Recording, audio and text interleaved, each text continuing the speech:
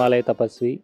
హిమాలయాల్లో ఎందరో యోగులను కలిసి ఎన్నో గుప్త సాధనల గురించి తెలుసుకున్నటువంటి మన పూజ్య గురుదేవులు దత్తపాదానంద గారు. ఆధ్యాత్మికత అంటే ఉత్తమ జీవన విధానమే ఆధ్యాత్మికత. మనకి జీవించే కళను నేర్పించేదే ఆధ్యాత్మికత. మరి ఎలా జీవించాలి అనే విషయాల గురించి, అలాగే మరెన్నో సాధనాపరమైనటువంటి సందేహాల గురించి ఈరోజు మనం గురువుగారిని అడిగి తెలుసుకుందాం. నమస్కారం గురుగారు. టైం బాగోకో లేకపోతే ఇంకోటో తెలిసో తెలియకో చాలా తప్పులు చేస్తూ ఉంటారు. ఈ తెలిసి తెలియకుండా చేసే ఏవైనా పాపాలు కానీ లేదా తప్పులు కానీ ఏవైనా వీటిని తొలగించుకోవడానికి మన ఋషులు కానీ యోగులు కానీ ఏదైనా ఒక మార్గం సూచించారా?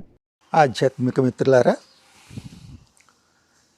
భారతీయ సంస్కృతిని ఆచరించేటటువంటి మన గృహస్థ ధర్మాన్ని పాటిస్తున్న వాళ్ళు కూడా తెలిసి తెలియక కొన్ని తప్పులు జరుగుతూ ఉంటాయి.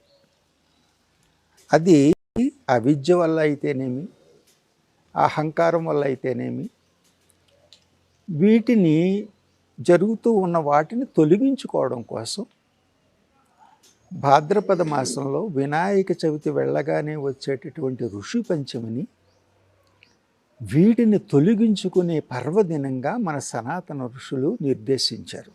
ఉదాహరణకు స్త్రీలు రజస్వల సమయంలో తెలిసి తెలియక కొన్ని పొరపాట్లు చేస్తారు. వాటిని తొలగించుకోవడం కోసం మన ఋషులు నిర్దేశించింది ఏంటంటే, ఆ రోజు పార్వతీ పరమేశ్వరులను, అరుంధతి మాతను పూజించి నిష్టగా ఆ పూజను నిర్వహించిన తర్వాత శివాలయానికి వెళ్ళి శివుణ్ణి అర్చించుకొని అక్కడ ఉండేటటువంటి ఋషితుల్యుడైన గురువులను కానీ మహాత్ములను కానీ ఎవరో ఒకరిని దర్శించి వాళ్ళకి పండ్లు, సంభావన, దక్షిణ సమర్పించుకుని ఆ దోషాన్ని తొలగించుకునే ప్రయత్నం చేస్తారు. గురు మార్గంలో ఉన్నవారైతే తమ గురువులను దర్శించి వారిని సత్కరించి ఈ రకమైనటువంటి దోషాల నుంచి వాళ్ళు విముక్తిని పొందుతుంటారు. ఇక పురుషులు ఏం చేస్తారంటే, ఆ రోజు మనం కూడా చాలా తెలిసి తెలియక అనేక పొరపాట్లు చేస్తూ ఉంటాం. సాంప్రదాయాన్ని ఆచరించేవారు కూడా, అనుష్ఠానాలు చేసేవాళ్ళు కూడా ఎక్కడో చిన్న పొరపాటు చేయకుండా ఎవరు ఉండలేరు. వారేం చేస్తారంటే, ఉదయాన్నే శుచి అయి సంధ్యను ఆచరించి సూర్యోపాసనను చేసుకుని హోమాన్ని అనుసరించి ఆ తరువాత సద్గురువుల దగ్గరికి వెడతారు. ఒక సద్గురువుల యొక్క సమక్షంలో ఇవన్నీ జరిగేలాగైతే అక్కడ చేసుకోవచ్చు. లేనప్పుడు అక్కడికి వెళ్ళి అప్పుడు గురువులతోటి వారిని సత్కరించుకుని వారికి అన్ని రకాల ఇది చేసి వారి ద్వారా రక్షాధారణ చేస్తారు, ఈ దోషాలు తొలగేటట్టుగా. ఇలా చేయడం ద్వారా అనేకమైనటువంటి దోషాలు, దుష్కర్మలు, అహంకారంతో కానీ, మూర్ఖత్వంతో కానీ, తెలిసి తెలియక కానీ, అవిద్య వల్ల కానీ, అజ్ఞానం వల్ల కానీ జరిగేటటువంటి పొరపాట్లన్నీ కూడా తొలగించుకోవడం కోసం అద్భుతమైన పర్వదినం ఇది. ఇది ఎందుకు ఏర్పడిందో చెప్పడం కోసం ఒక పురాణ గాథ ఒకటి ఉంది. దాన్ని కూడా ఇప్పుడు మనం చెప్పుకుందాం. తారకాసురుని యొక్క దుష్కృత్యాలతోటి ఆనాటి సమాజం అంతా కూడా తల్లడిల్లిపోతుంది. తారకాసుర సంహారానికి శివుని ద్వారా జన్మించిన వారికే తారకాసురుని వధించగలరని ఒక వదంతి ఏర్పడింది. అయితే శివపరమాత్మ హిమాలయాల్లో సమాధిలో ఉన్నారు. పర్వతరాజు పుత్రి అయినటువంటి పార్వతి ఆయన్ని సేవిస్తూ ఉంది. అటువంటి సమయంలో దేవతలు ఏం చేశారంటే, శివుణ్ణి సమాధరించి బయటికి తీసుకొచ్చి గృహస్థ ధర్మాన్ని పాటించేటట్టు చేయడం కోసం అని చెప్పి మన్మథుని సహాయం ఇదన్నీ మనకు తెలిసిన కథలేవి.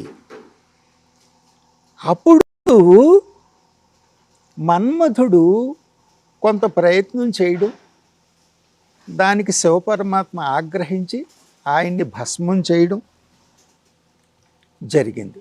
దానితో దేవతలందరూ భయపడిపోయారు.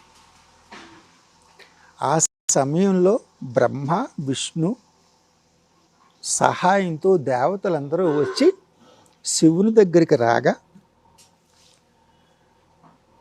బ్రహ్మ విష్ణువుల యొక్క ప్రేరణతో శివుడు పార్వతిని వివాహం చేసుకున్నాడు. వివాహం చేసుకుని పార్వతీ పరమేశ్వరులు కైలాసం శిఖరం మీద ఉండి వాళ్ళు గృహస్థ జీవనాన్ని పాటిస్తున్న సమయంలో అగ్నిదేవత వారి దర్శనానికి వచ్చాడు. ఆ దర్శనానికి వచ్చేటప్పటికీ పార్వతి పరమశివునితో ఏమందంటే, సృష్టి క్రమ వికాసం కోసం మీరు ఎంతో కృషి చేశారు. ఈ సృష్టిలో ఉన్నటువంటి అనేక మందిని దేవతలు, దానవులు, మానవ చక్రవర్తులు అందరి మధ్య సమన్వయం తీసుకొచ్చారు. సప్తర్షుల్ని కూడా ఇందులోకి తీసుకొచ్చారు. వీటన్నిటికీ అగ్ని మీకు చాలా సహకరించాడు. హోమ విధి ద్వారా అయితేనేంటి, అనేక రకాలుగా ఆయన మీకు సహకరించాడు. అతన్ని మీరు ఆశీర్వదించాలి అని చెప్పేసి పార్వతి మారింది. అప్పుడు శివుడు ఏం చేశాడంటే, అతనికి తన ఊర్జాశక్తిని ప్రసాదించాడు. ఇది యోగ్యులైన వాళ్ళకి అందించు అని చెప్పి ఇచ్చాడు.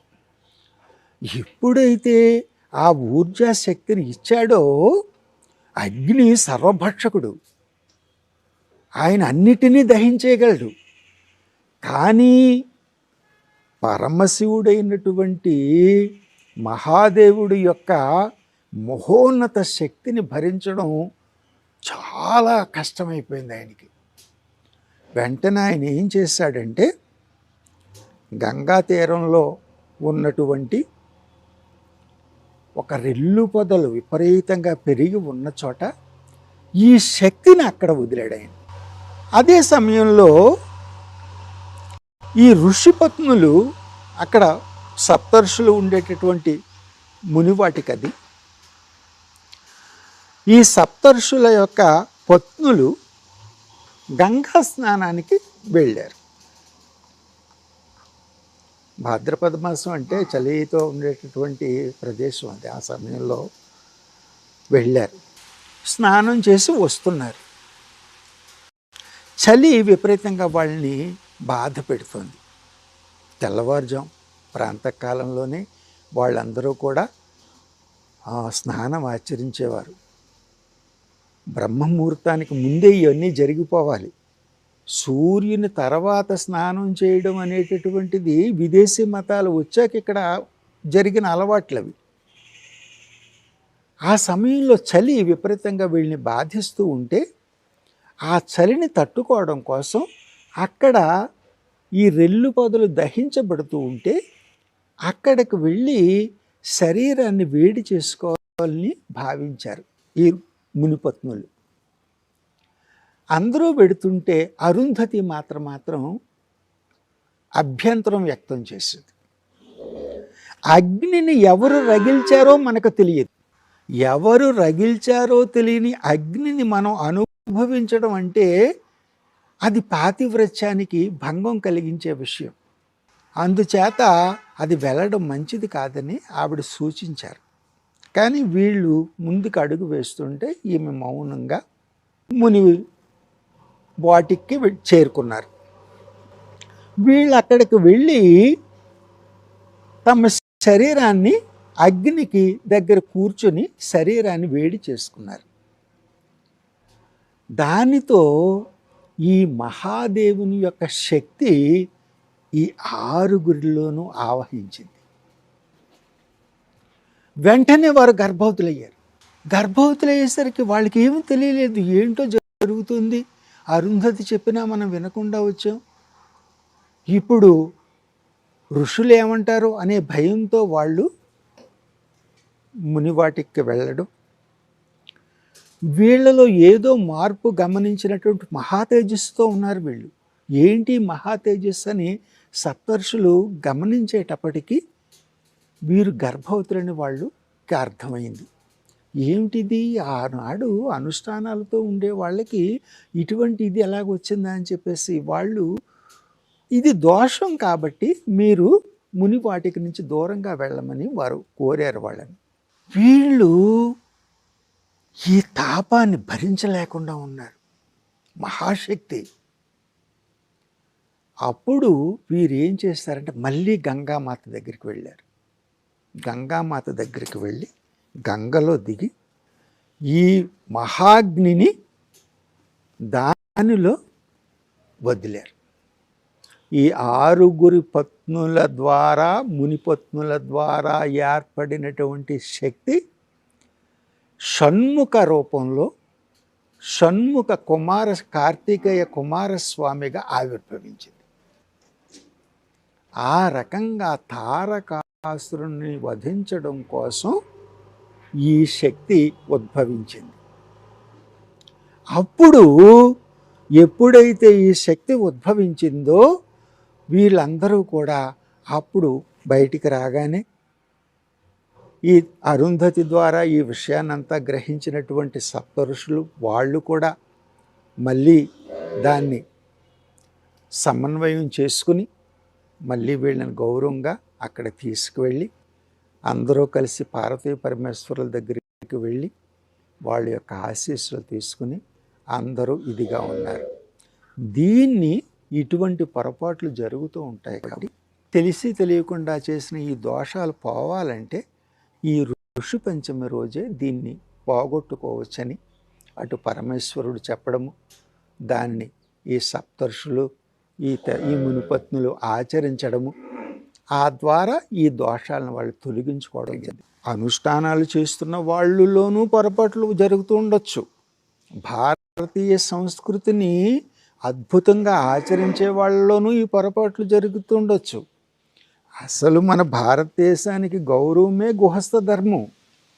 ఈ గృహస్థ ధర్మాన్ని పాటించేటప్పుడు అనేక ఒడిదుడుకుల్లోనూ అజ్ఞానం వల్ల అయితేనేటి, అవిద్య వల్ల అయితేనేటి, అహంకారం వల్ల అయితేనేటి, మూర్ఖత్వం వల్ల ఏడు జరుగుతుంటాయి. వాటిని తొలగించుకునే పర్వదినమే ఈ ఋషి పంచమి. దీన్ని అందరూ ఆచరించినట్లయితే మనలో ఉన్న దోషాలన్నీ తొలగిపోతాయి. దానికి మనం పార్వతీ పరమేశ్వరుల్ని, అరుంధతీ మాతని ఎప్పుడు కూడా ఇది చేయాలి. ఆ రోజు ఒకవేళ గురు సాంప్రదాయాన్ని పాటించిన వాళ్ళు కానీ, ఋషితుల్యుడైనటువంటి మహాత్ముడు దర్శనం లేకపోయినప్పుడు కానీ మనం చేసేటటువంటి ఇంకొక విధానాన్ని కూడా సూచించారు. ప్రతి చోట కూడా శివాలయాలు, రామాలయాలు లేని గ్రామం లేదు.